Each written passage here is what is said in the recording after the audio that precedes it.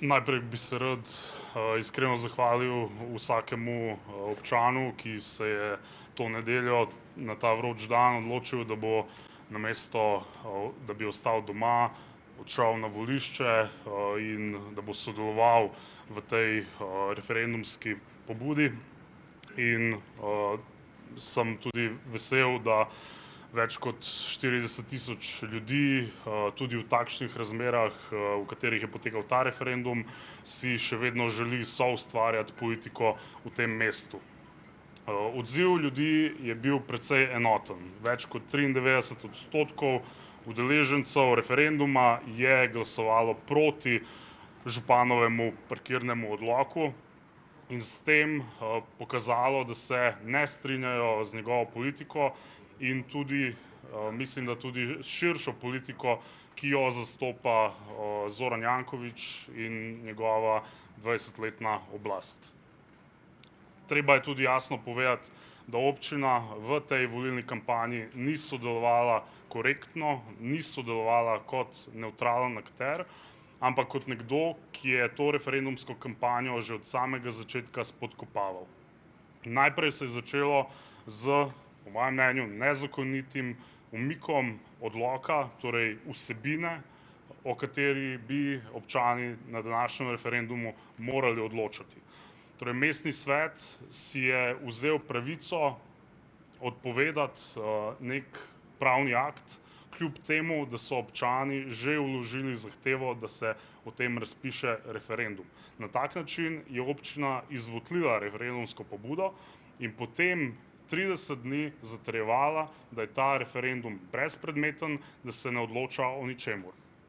Morda, če bi imeli neko pošteno oblast, se ta referendum seveda ne bi niti zgodil, ampak pričakovali bi vsaj minimum korektnosti, da ne bi na čisto vsaki županovi tiskovni konferenci poslušali, kako ta referendum ne velja nič. 40 000 ljudi je danes na voliščih povedalo, da jim je mar, kako občina upravlja s skupnimi zadevami v našem mestu.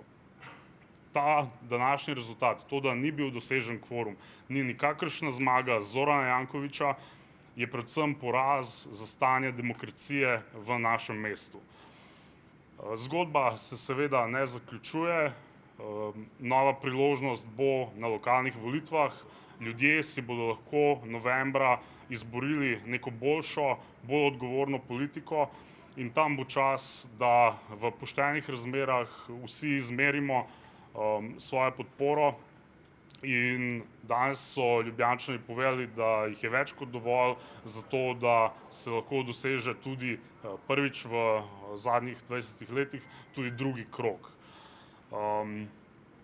Torej, pobude na ustavnem sodišču se bodo še vodile naprej, torej ta postopek še ni zaključen, dejansko teče pravni postopek, ker je bilo vzpostavljeno neko nevzdržno pravno stanje s tem, ali odlok dejansko velja ali ne velja, in današnji referendum vse skupaj še toliko bolj zakomplicira.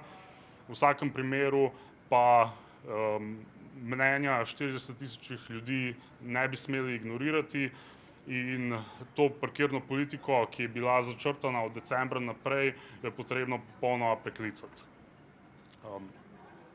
To je to. Hvala.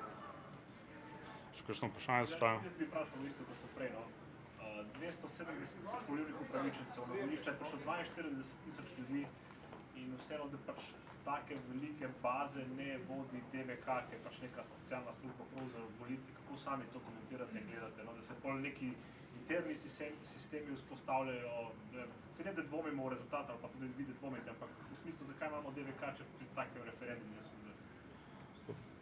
Poslušali smo veliko o tem, koliko ta referendum stane. Brez dvoma bi bil ta referendum cenejši, če bi DVK pri njem sodelovala, če bi nudila oporo občinskim službam, zagotavljala torej del podpore, da se lahko ta referendum tudi boljše izvede. Nočem špekulirati, to je stvar kasnejših postopkov, ampak definitivno bi bilo tudi manj vsakršnih nepravilnosti, če bi neka institucija v tej državi, ki je zadolžena za to, da nadzoruje volitve, pri teh volitvah sodelovala.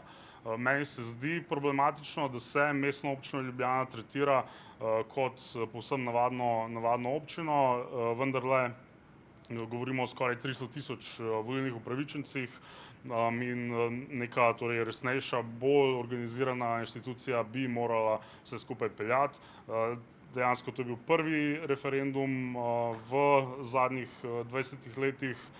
Ogromno stvari so morali narediti na novo, to, ko seveda komentira tudi volilna komisija.